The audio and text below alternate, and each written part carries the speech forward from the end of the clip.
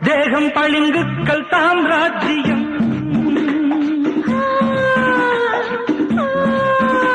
பல்சுவை சிந்தும் எழிலோவியம்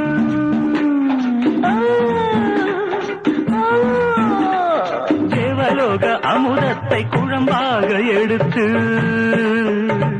தங்க நீர வர்ணத்தில் குழைக்கின்ற போது